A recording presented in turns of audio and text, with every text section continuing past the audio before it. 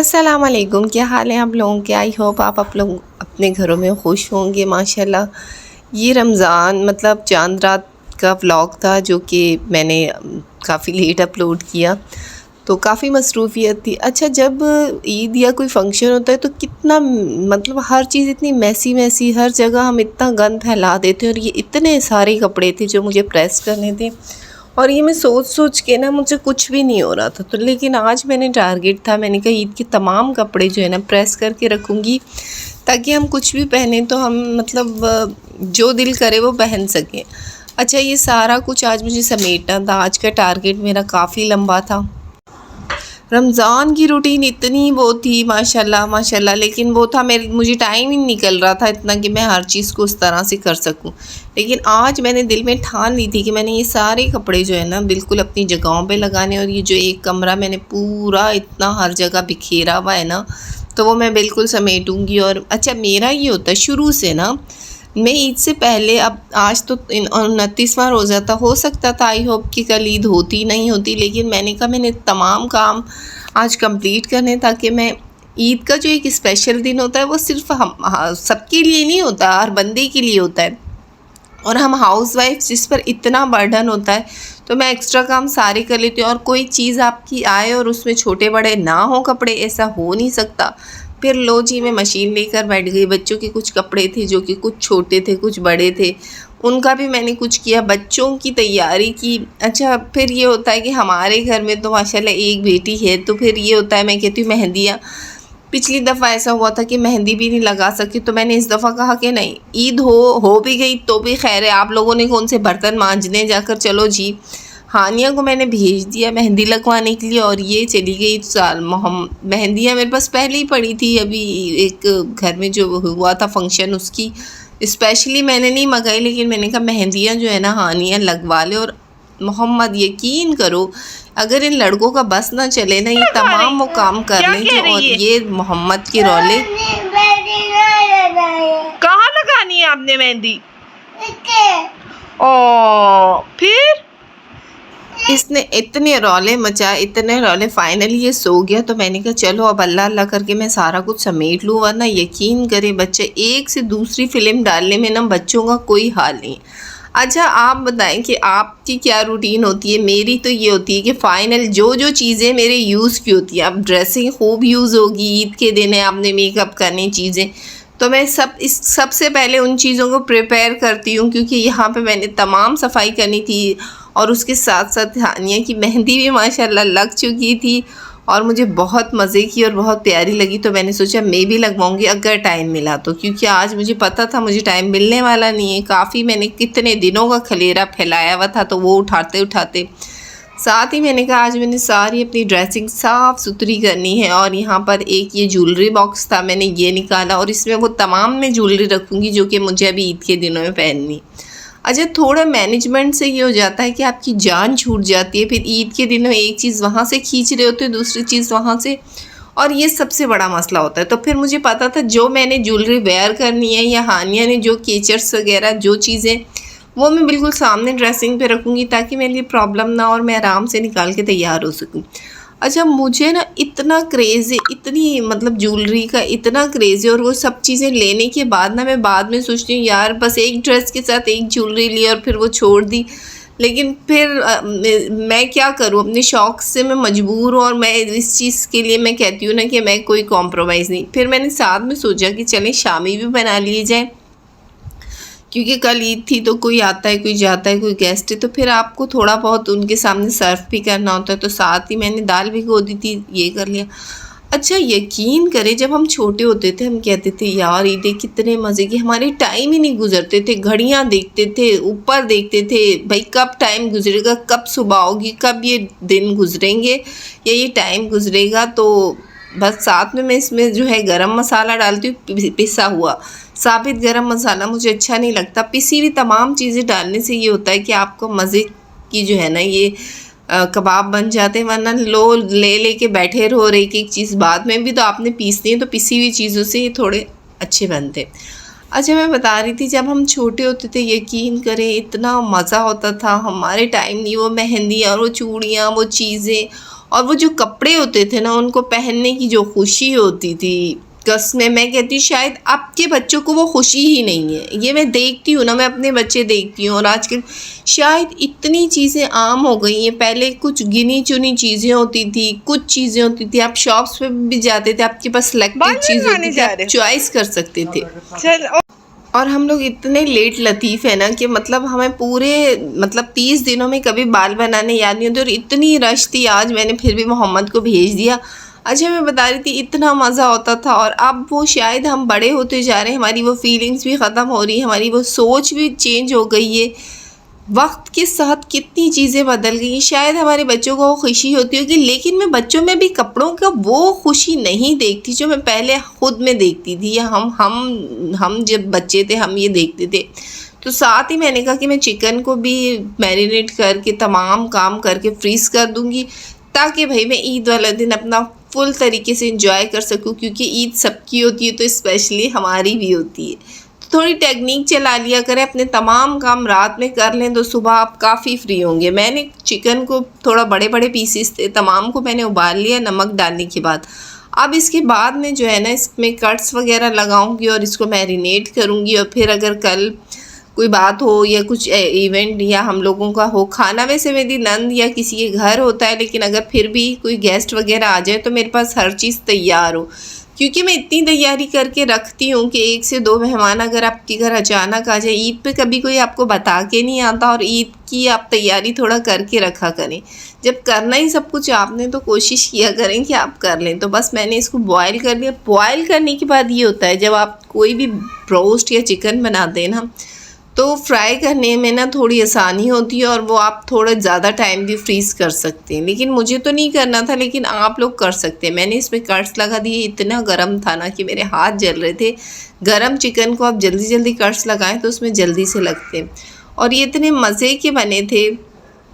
मैं वो तो आपसे नहीं करूँगी शेयर, क्योंकि मुझे टाइम नहीं मिला वो वाली वीडियो का, लेकिन मैंने इसको जो है ना पहले ही मैरिनेट करके तमाम चीज़ों को रख दिया। इनको कट्स लगाने के बाद, अच्छा मैं बता रही थी कि जब ईद होती थी कपड़ों का ट्रेंड होता था, सिलेक्टेड चीज़ होती थी, दुकानों पर भी इतनी सिलेक्टेड चीज़ें मिलती थी। अब जितनी चीज़ें आम हो गई हैं ना, हर बंदा ब्रांडेड के पीछे भाग रहा है, हर बंदा कहता है मैं सबसे मुनफरिद लगूँ। लेकिन यकीन करें, मुझे ऐसा लगता है कि वो मुनफरिद के चक्कर में ना वो सारा कुछ ही ख़त्म हो गया। मुझे अब यकीन करें ना, उतनी एक्साइटमेंट कपड़ों की नहीं रहती, क्योंकि अब कहते हैं ना कि जिस चीज़ का मोल ना रहे ना, तो वो चीज़ बेमोल सी हो जाती है।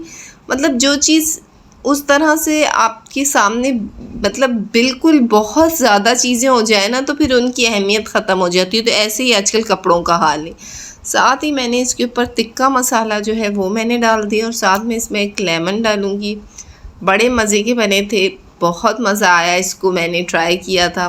तो बस ये मेरे काम होते, और मैं कहती हूँ ना कि जब सब कुछ मैं खुद करती हूँ तो मैं सब कुछ अपना जो है ना पहले से ही कर लेती हूँ प्रिपेयर, ताकि मैं ईद वाले दिन स्पेशली ईद को मनाऊँ। अच्छा, जब हम लोगों का ये होता है कि जब आप बहुएं बन जाती हैं, आप पे ज़िम्मेदारी आ जाती। पहले कसमें मुझे पता नहीं होता था कि ज़िंदगी किस तरह चलती है। मैं तो बस अपने कपड़े जूते इन्हीं में मगन होती थी, मुझे नहीं पता था ज़िम्मेदारी क्या होती है, चीज़ें क्या होती हैं।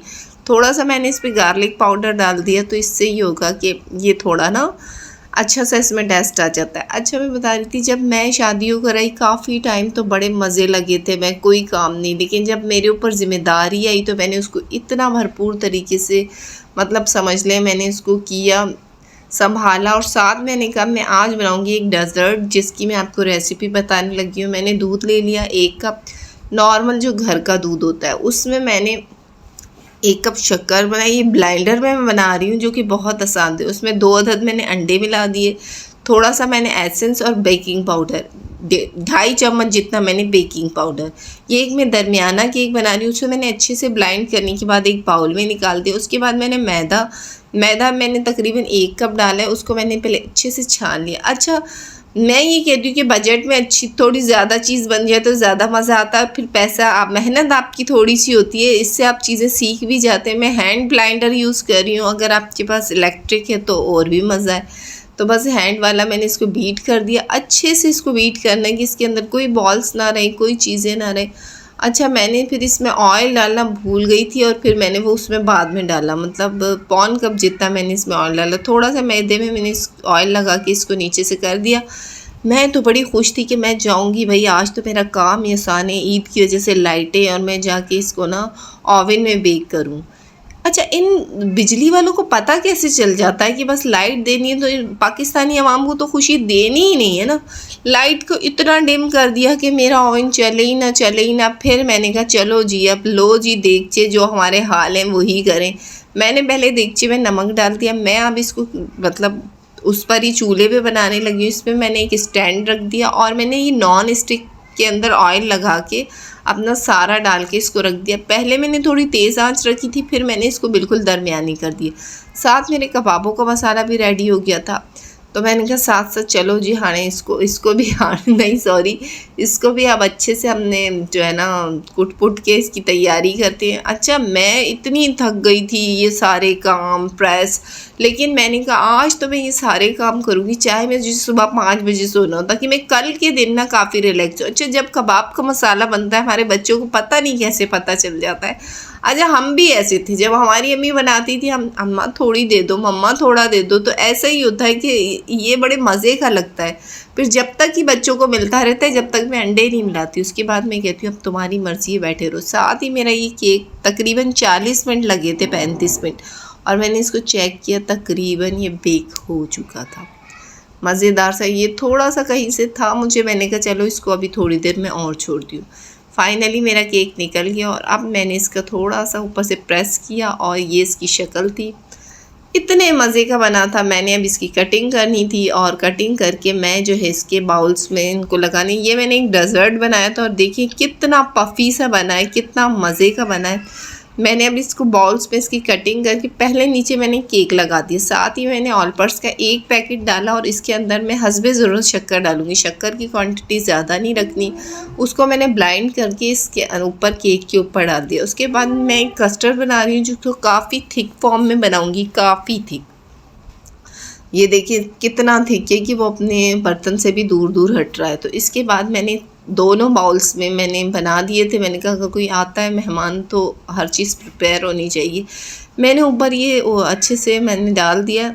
अब मैं इसकी क्रीम तैयार करनी लगी हूँ। मैंने इसमें ऑल पर्स की आधा पैकेट क्रीम का डाले, इसके साथ इसको अच्छे से बीट कर लें हैंड ब्लाइंडर से या उससे। मैं इनमें कॉर्नफ्लेक्स शुगर्स डालने लगी हूँ। इससे ये होता है कि इसका टेस्ट मीठा आ जाता है और ये थोड़ी पफ़ी पफ़ी सी बनती है। और फिर उसके बाद मैं इसको और अच्छे से ब्लाइंड करूँगी कि ये थोड़ी सी फूल जाए, मीन्स के फिर जो है ना इसका टेस्ट बड़े मज़े का आता है। लास्ट एंड लीस्ट मैंने इसमें बनाना डाले। अच्छा, मैंने तो रखा था एक, इसमें पाइनएप्पल भी आप डाल सकते हैं, लेकिन मेरा पाइनएप्पल जो है ना थोड़ा सा उसमें ना वो हो गया था, तो मैंने उसे छोड़ दिया। ऊपर से मैंने ये क्रीम इसके ऊपर अच्छे से सर्व कर दी और ये थोड़ा बहुत। अच्छा, मेरे बच्चे मेरे ऊपर ऐसे चल रहे थे कि मम्मा पता नहीं क्या बना रही है।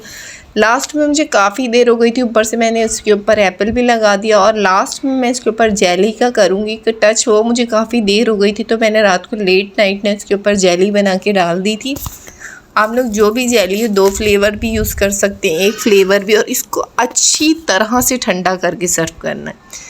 ये ईद वाले दिन का व्लॉग है। माशाल्लाह माशाल्लाह, ईद मुबारक सबको। ये इतना मज़ा, जब सबसे पहले सालार साहब तैयार होते हैं और ये जो है ना सो रहे थे, जब तक सो रहे थे तब तक ही शांति थी। जब मोहम्मद उठ जाता है ना तो घर में, और बच्चे जो है ना सालार इस दिन वैसे तो इतना लेट उठता है, लेकिन ईद वाले दिन ना इसने 6 बजे उठ के बैठ जाना था और मुझे भी उठा दिया। मैं कहती हूँ कि ईद का दिन होता है तो अपनी जो है ना जल्दी जल्दी तैयारी कर लिया करें, उस दिन को फुल तरीके से एंजॉय किया करें। सालार चला गया था नमाज पे, मैंने बच्चे उठा दिए थे, उनको भी तैयारी करवाई। अच्छा, मोहम्मद अब समझने लगा है कि ईद का मकसद क्या होता है, ईद क्या होती है, वरना अभी तक इसे पता नहीं था। तो अभी तक इसे ये नहीं पता था। अब मेरे जो बड़े बच्चे उन्हें पता है कि ईद ईदी से होती है। मतलब मुझे लगता है कि बच्चों को सबसे ज़्यादा खुशी जो होती है ईदी की होती है, और उसमें कोई नहीं होती ममानियत। और हमें जो होती है ना सबसे ज़्यादा ये होती है कि बच्चों को तैयार करना है, बच्चों को प्रिपेयर करना है, जो कपड़े छुपा छुपा के रखे वो सारे कपड़े पहनने, और अपनी तमाम चीज़ अपने रिलेटिव से मिलना है, अपने रिश्तेदारों से मिलना है, अपने उन तमाम अजीज़ों करीब से मिलना है जो हमने आम रूटीन में नहीं मिल पाते, या हम उनके पास नहीं जाए। ईद वाले दिन हम बेझिझक किसी के घर भी जा सकते हैं। तो हमें सबको पता होता है कि ईद का स्पेशल डे सबसे पहले मोहम्मद को मैं भेजती हूँ अपनी दादी से भी ले, क्योंकि अब बड़ों का साया हमेशा अल्लाह पाक सब पे कायम रखे। हानिया की भाई तैयारी है, हानिया को पर्स का अपनी मम्मा की तरह इतना क्रेज़ है ना, और ये इतनी मतलब अच्छी बच्ची है कि इसके तमाम पर्स जितने सालों के तमाम वैसे के वैसे पड़े। मैं कभी हंसती हूँ ना, मैंने कहा तुम्हें मम्मा की तरह बड़ी कलेक्शन का शौक़ है।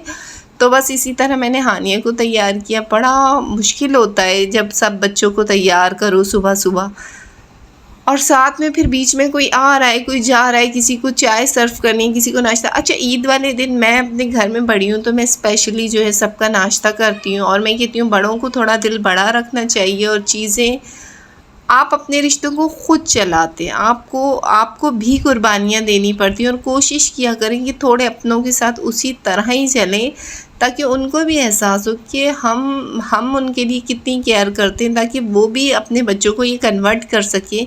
क्योंकि अभी हम बड़े, फिर कल को वो बड़े बनेंगे तो वो भी अपने दिलों में और अपने बच्चों को ये चीज़ सिखा सकें कि बड़े ही ये दिल बड़ा रखते।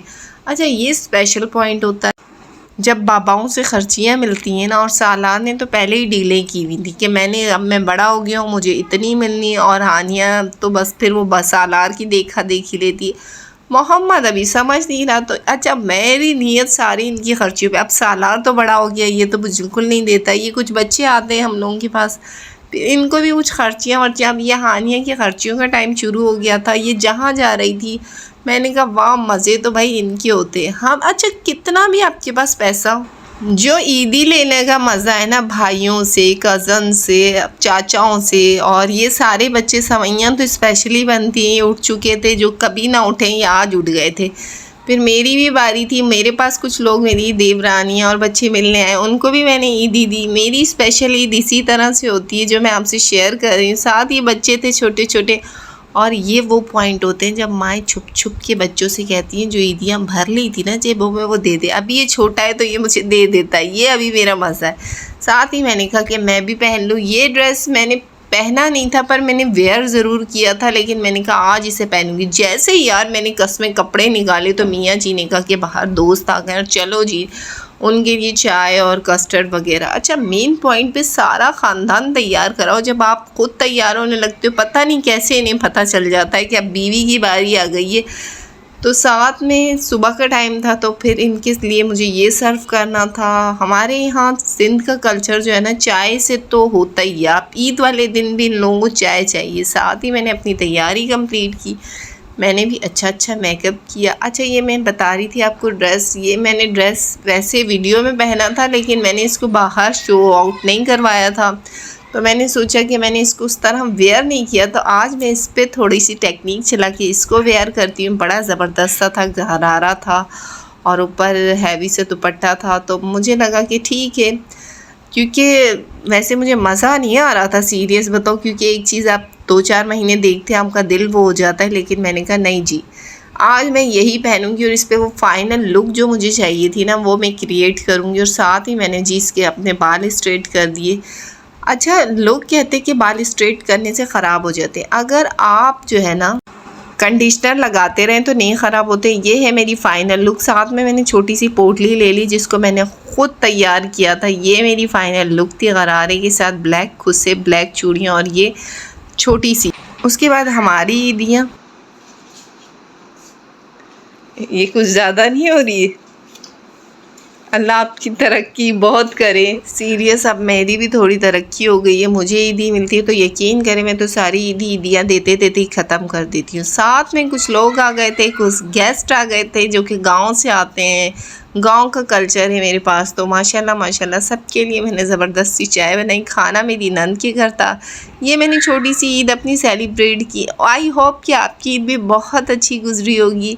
तो बस मेरी ये ईद थी जो मैंने बहुत स्पेशली तरीके से बनाई, और आप लोगों ने भी मनाई होगी। मेरे चैनल पर नए हैं तो लाइक एंड सब्सक्राइब किए बिना मत जाइएगा, और बेल आइकन को दबा दीजिए। मैंने पूरे घर के लिए जो है ना बड़ा सारा, जो शाम की चाय मेरे पास थी, बाकी खाना था उनके वहाँ, मैंने वो वीडियो अपलोड नहीं कर सकी, और बड़ा मज़ा आया। बहुत अच्छी ईद गुजरी, और इंशाल्लाह नेक्स्ट टाइम आपसे शेयरिंग होती रहेगी। अल्लाह हाफ़िज़।